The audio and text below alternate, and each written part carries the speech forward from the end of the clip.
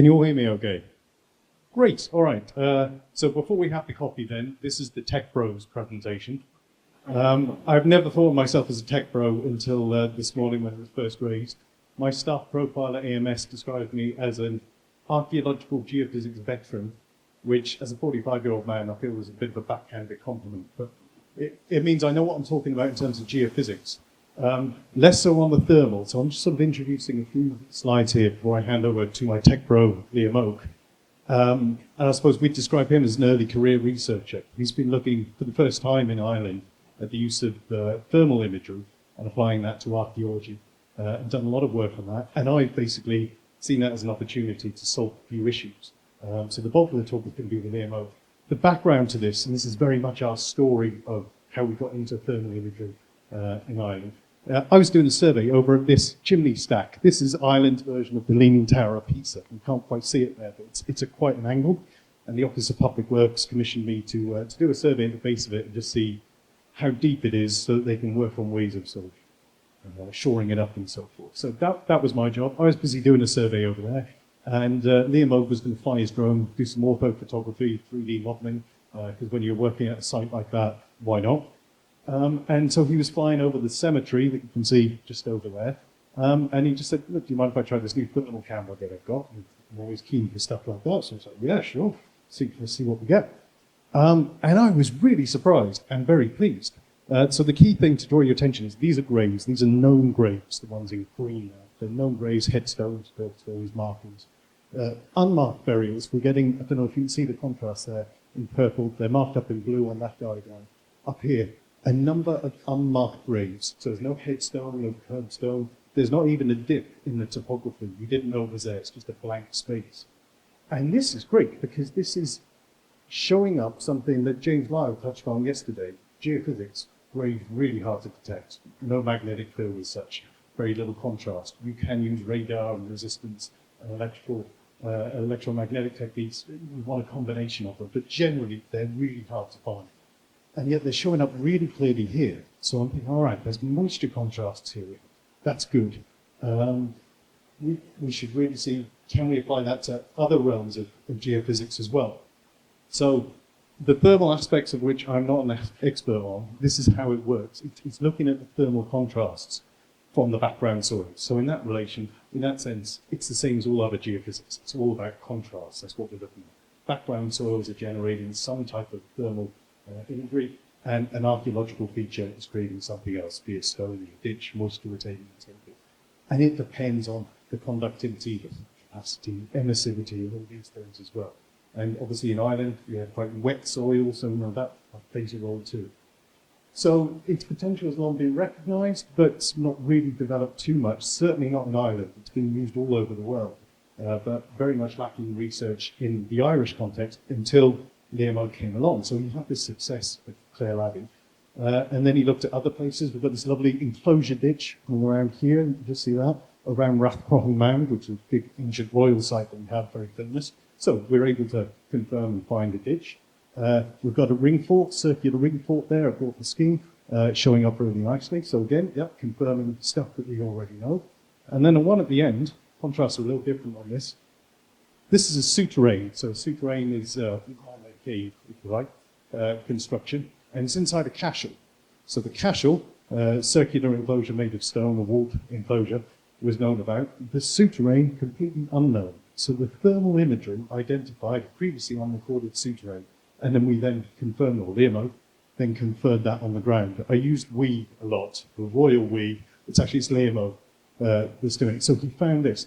And such was his success with all this, he wrote it all up and got it published last year. So I thought, yeah, this is great, another career researcher. Cool. So I'm then thinking, brilliant, how can I use this technique and exploit all this tech?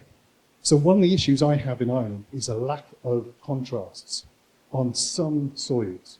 Where we have wet soils, clay soils, gleys, alluvium, and peat, magnetometry doesn't tend to work well.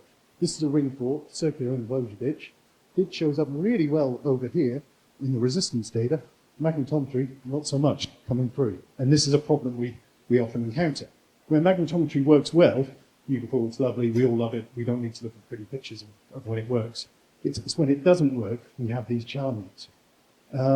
And typically would say, all right, we'll use earth resistance then, or electromagnetic induction, and that will solve it. But they take much longer time to acquire the data than magnetometry, which is fast and therefore cheap. So we're looking for alternatives all the time. And so I'm thinking, this thermal set, this might plug a bit of a gap here. We have another problem, not all over Ireland, but certain contexts, a similar sort of thing, a lack of contrast when you're excavating. So a ditch feature, for example, may not visually contrast well against the background soil. It might be sort of a yellow, sandy, clay material, and it's very difficult to see. It may require a good deal of weathering, a few days of rain, for example, before it shows up. Which means if you're in the commercial world and you're doing rapid test trench assessments, where you're digging the trench, looking in the trench, and you're backfilling it, often within the same day, you're not getting a chance for those features to weather. You're not necessarily seeing any actual features in the ground. And again, Liamóg, as we'll see in a minute, has been sort of demonstrating that actually you can see things in the thermal imagery, even in the test trench, that the archaeologists can't see with the naked eye. So we're seeing these contrasts. But then Em would say, yeah, actually, if you go stand over there, you'll see the feature. Or at least you should be. So as part of AMS, we're the geophysics and remote sensing wing. So we're a small part of a larger company. It basically affords us the opportunity of, again, what James Lyle was saying the other day, serendipity, which is something Liamóg and I were talking about the past few days. The fact that we're able to go out to sites that we surveyed with geophysics while they're being excavated. Actually look at our anomalies and, yeah, it turned up, yes it did, no it didn't. Where are the successes, where are the failures, and adapt our own interpretations and our own knowledge base. That means we've got a feedback loop, and we're working with all these other departments as well. And it means we get to regularly visit excavation sites and see what exactly is there. So what I'm going to do now is just hand over to Liamóg, and he's going to talk us through a few case studies of where this is now applicable in Ireland. So Liamóg.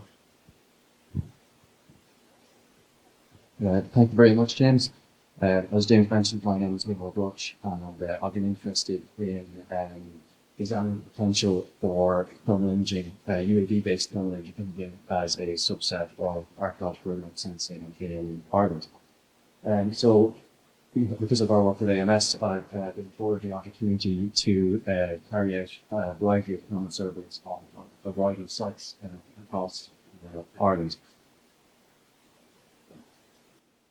So I suppose the first thing to talk about is a little bit about the equipment itself.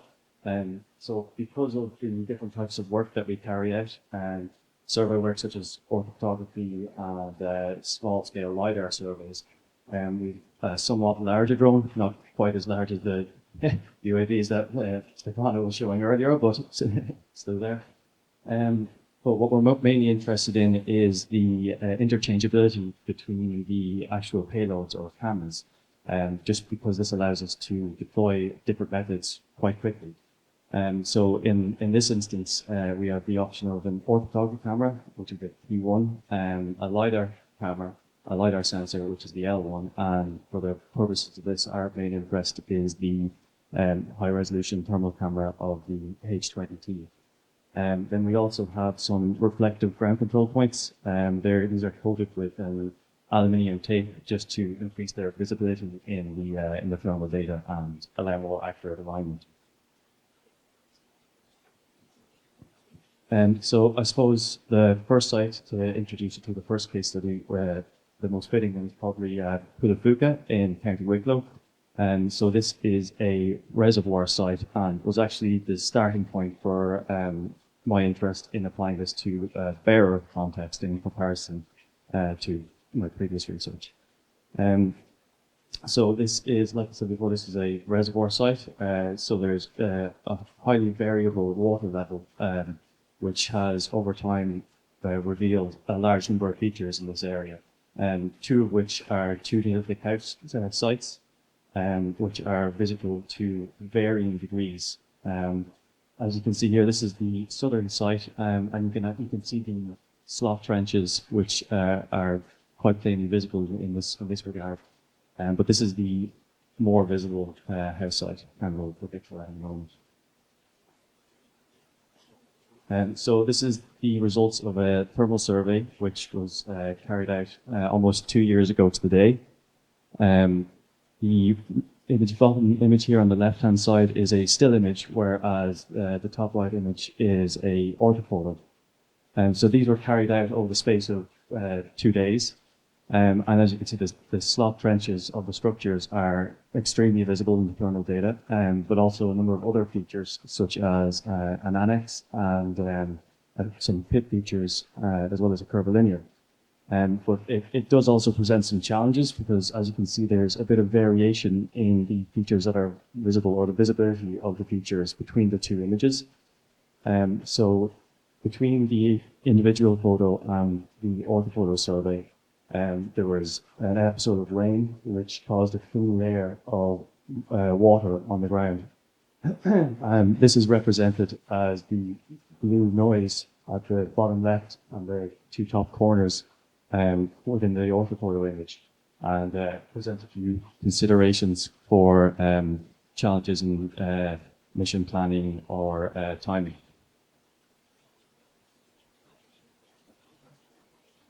So this is the northern house site, which is a lot less visible due to its presence at a more consistent level of the waterline.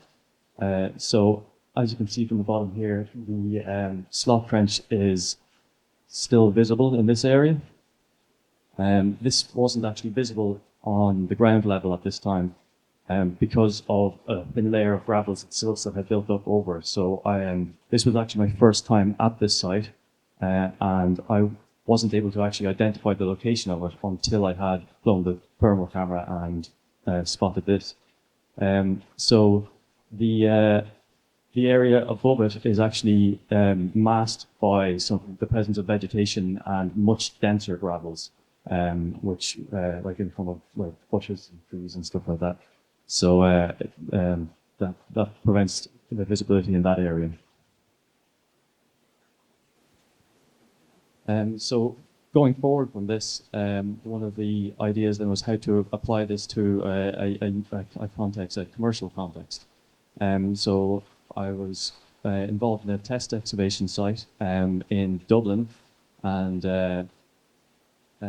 was carrying out some orthophoto surveys as well in this area. And again, because of the interchangeability of payloads, I had an opportunity to gather some thermal data. In this instance, the thermal contrasted features are less visible, but it is still possible to make them out.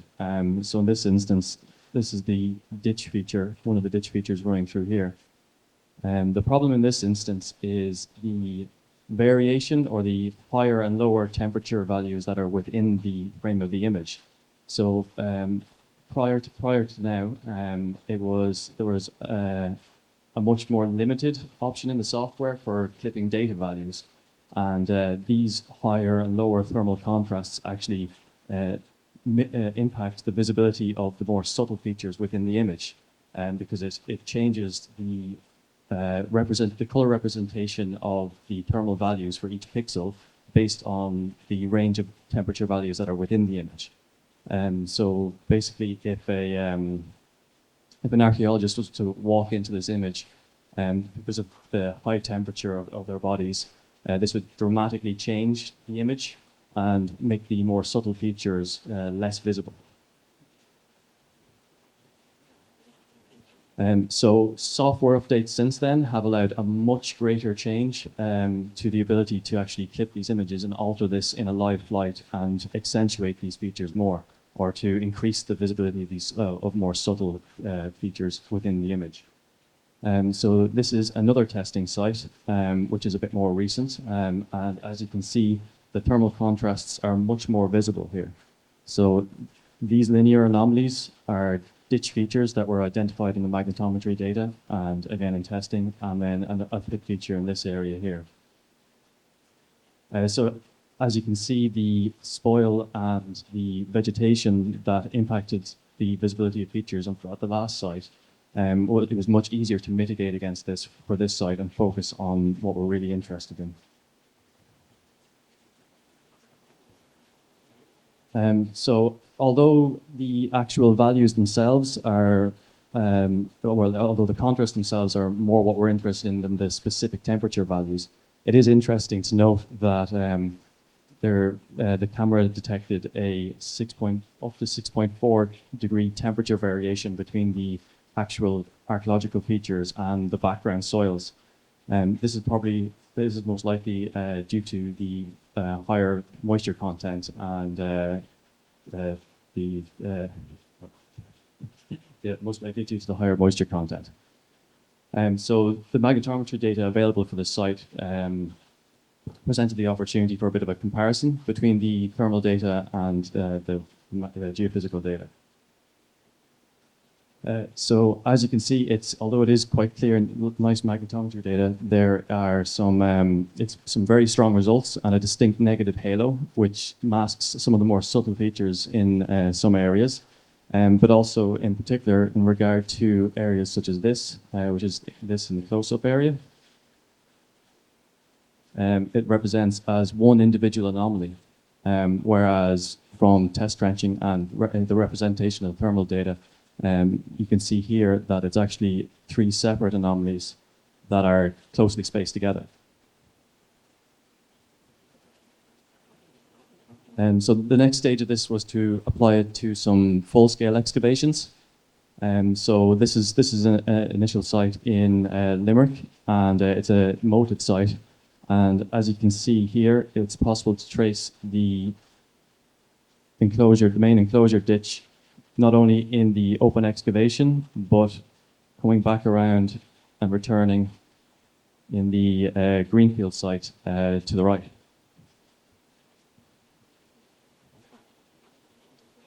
So a more thorough application of this presented itself, or the possibility for a more thorough application of this presented itself at another enclosure site in Limerick. And this was identified in geophysics and archaeological testing, test trenching. And some human remains were identified at the site in this area here. And works were halted until full excavation began. So we were carrying out orthophoto surveys at the site, and it afforded the opportunity to again acquire some thermal data and see what was visible in this regard. As you can see from the thermal data, the actual main ditch features themselves, so the annex and the main enclosure, are quite clearly visible as areas of high temperature contrast.